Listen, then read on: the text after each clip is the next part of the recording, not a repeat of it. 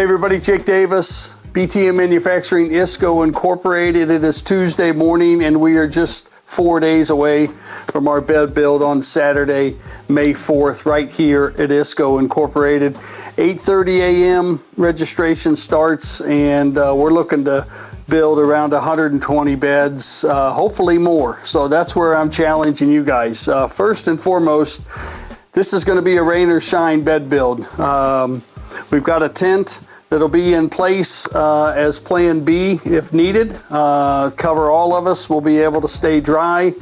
Breakfast will be served for those registering early, and lunch will be provided as well. So just on the donation front, you know, we did our 50 for 50 donations for 50 years of ISCO, and we're about 30 out of 50. So I'm hoping any amount is going to go towards our bed build. It's going to help beds be built.